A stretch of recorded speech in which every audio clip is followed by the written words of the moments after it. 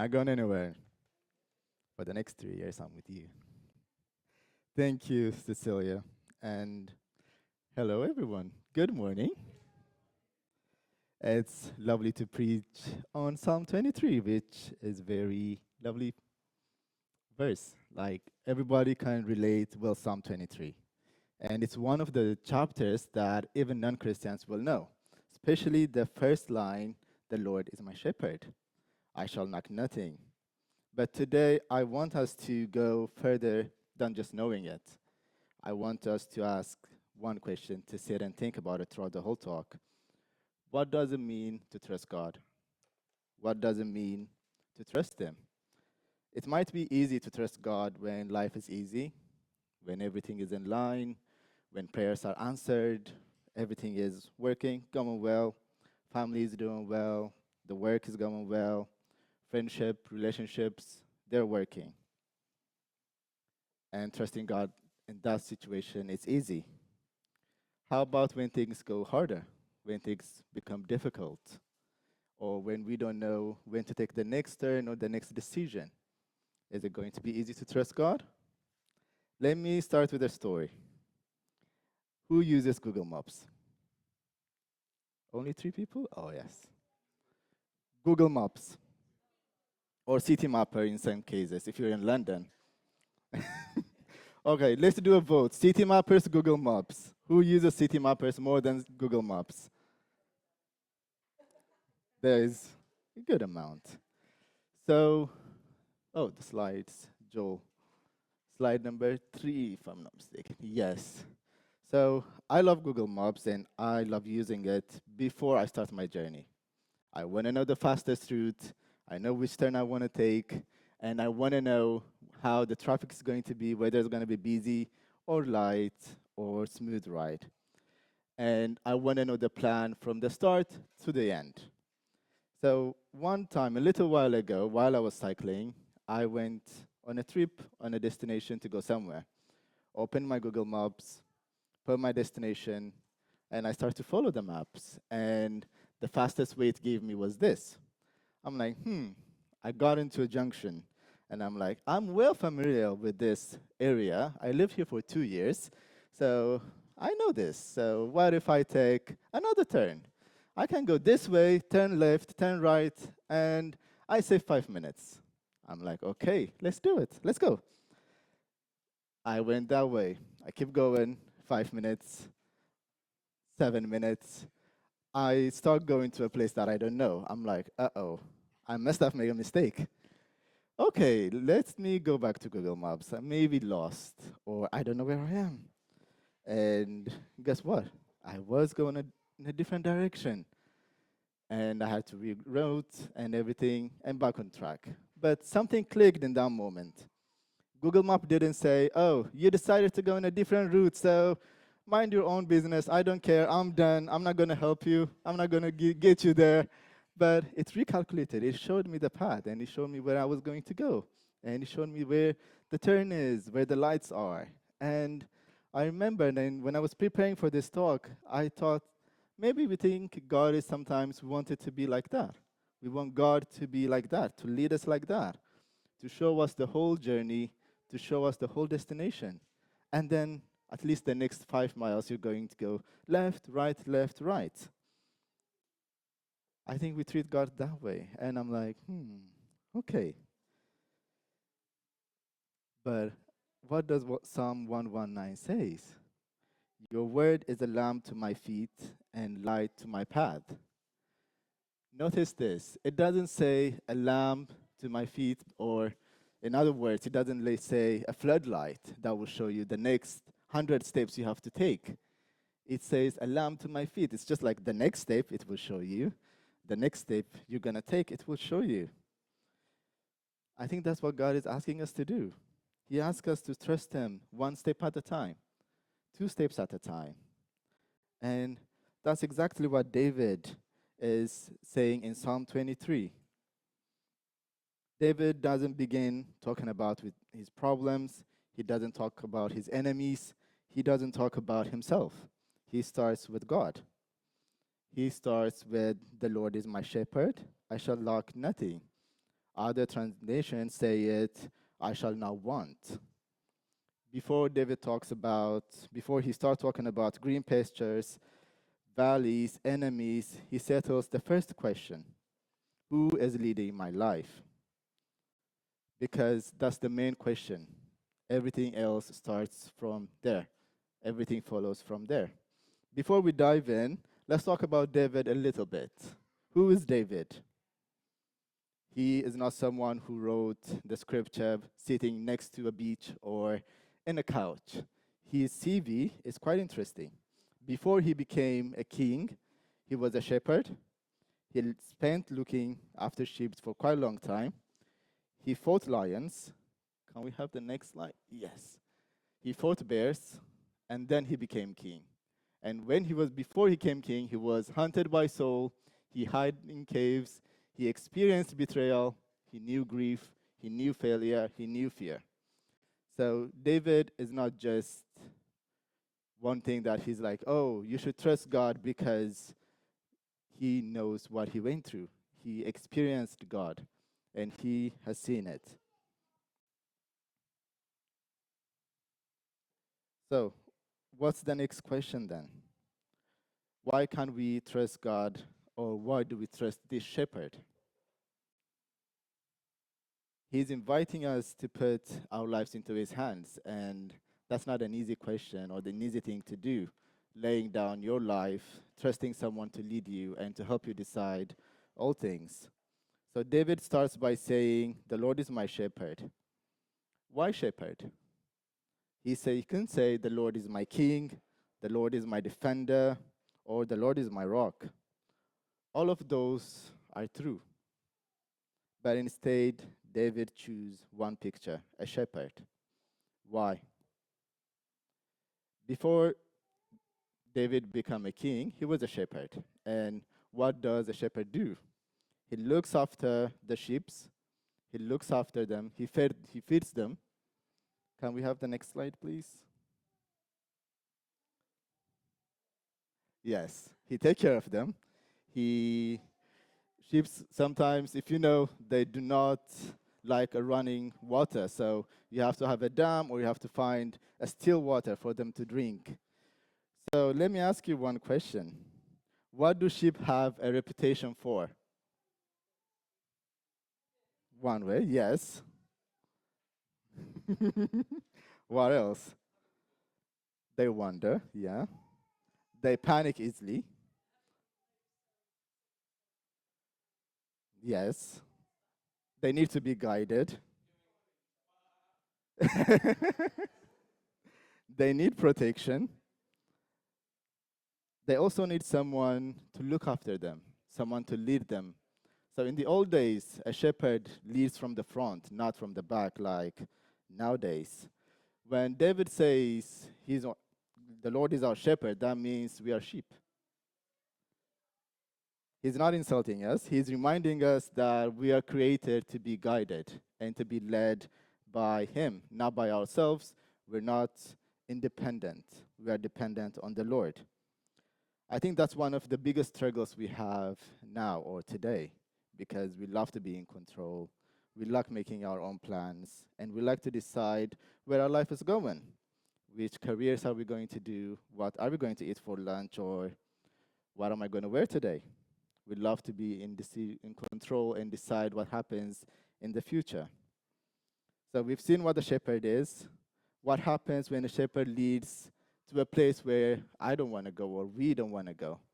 When he leads us in a way that we don't know, when it's a valley that we didn't choose. In verse 2, he says, He makes me lie down in green pastures. He leads me beside quiet waters. He restores my souls. He guides me along the right path for His name's sake. If I'm honest, this is my favorite part of this psalm. It's just green pastures, still water, rest, peace, refreshments. I don't know about you, but I just want to stay here. I don't want to go anywhere. It's very comfortable. It's peaceful. Everything is going well. Life is going well. And David says that exactly what shepherd does. If a sheep feels comfortable, still and being fed well. He will stay there. They won't go anywhere. When I was studying this, I discovered the Hebrew word shuv. It literally means to bring back. It's not on the slide, or to return. In the same word that often used in the Bible, people return to God. Isn't that beautiful? Returning to God, going back to Him. People, as the Israelites, make a lot of mistakes, but at the end, they return to God. They return to Him. And He always welcomes them with an open arm. And they trust Him. He leads them out of the Egypt. He leads them for 40 years in the wilderness, fed them manna. And the special thing about manna is the Lord showing them how to trust Him, because He gave them only manna that lasted for a day. They tried keeping some for a week, but the next day goes bad. But the Lord was teaching them to trust Him. So there's something that's really special on Psalm 23, something I've noticed recently. Listen carefully. I'm going to read it again. He makes me lie down in green pastures. He leads me beside quiet water. He refreshes my soul. He guides me along the right path for His name's sake. Even though I walk through the darkest valley, I will not fear no evil, for you are with me. Your rod and your staff, they comfort me. You prepare a table before me in the presence of my enemy. You anoint my head with oil, my cup overflows. If you listen to me, there is a part that's changed from he to you. On number 4, it says, even though I walk through the darkest valley, I will not fear no evil, for you are with me. Right away, suddenly, without saying anything, David goes from he to you. I don't think David is saying that by accident or he's trying to be poetry. I think David is just talking about God anymore. He's talking directly to God. David doesn't tell us through the valley, he doesn't tell us when the end, everything is going to be easy. He says, through the valley, God is with you, and the shepherd goes before you, and the valley is not the end of the road. He knows the road. If you see a valley, it's between two mountains, and you have to go through the darkest part of the journey.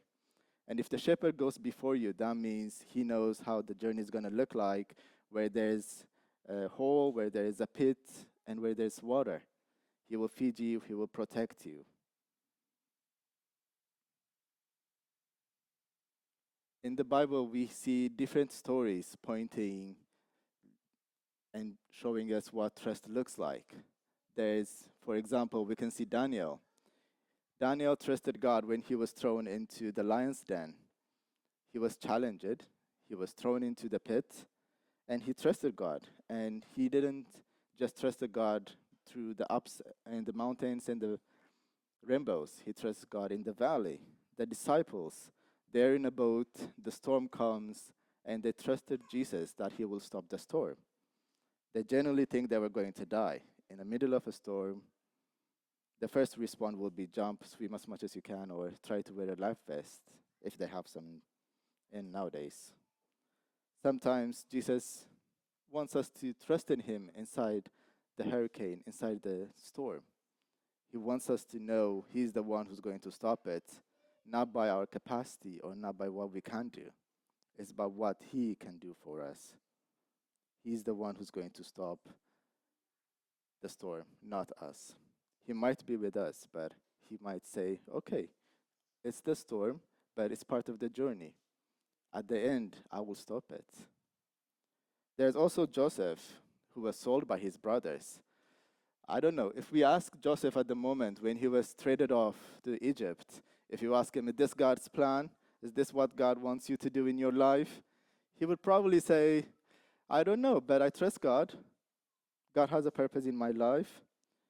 When he was forgotten in a prison, he would say, okay, the Lord is in control. He might say, this is difficult. It's good to acknowledge it. It's hard, but I know who I have in my side. I have the Lord.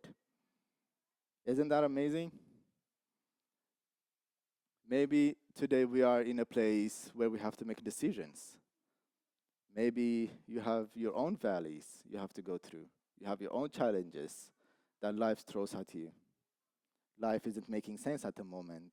You're waiting for results for exams, and you have a big decisions that's coming up in your way. Or life is still changing, and new things are happening every single day. Or maybe you're in a still water, green pasture, and you're enjoying everything. That's good, because besides all of those things, you should know that God is with you. The shepherd is with you. Trusting the Lord is not just knowing the journey, it's all about trusting who is leading you through the journey, trusting the shepherd. Sometimes it might be difficult. We don't know the answer, and we want to know the answer. We want to decide and take actions.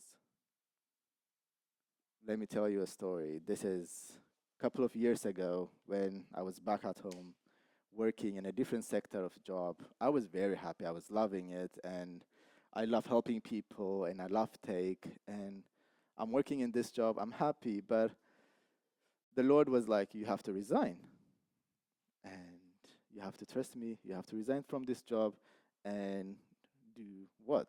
I don't know." And all I can hear at that moment was, "Trust me, resign, and then I'll tell you what to do." I'm like, I want to know what to do. I want to know my next step. You have to tell me, Lord, otherwise I'm not going to resign.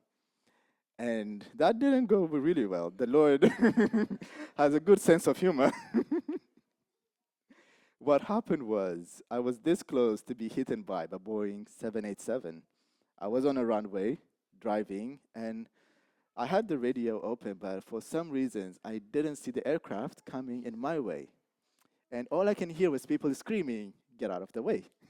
So the only thing I could do was drive to the side, and I don't know how I passed the aircraft, and I was safe.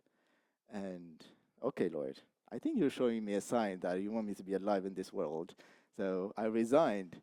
To my surprise, the month that I resigned, after that, COVID happened, and two of my friends passed away because they were frontline in the airport while working. And I'm like, okay, God, I see what you mean.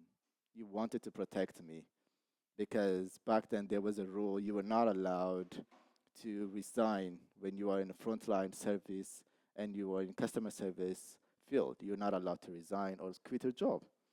So the Lord knew what's going to happen before that happened, and listening to Him and trusting the shepherd was one thing. So before I come to land, and before we sing the song, God, I Look to You, I started listening to the song, and I love how the word is written on the songs.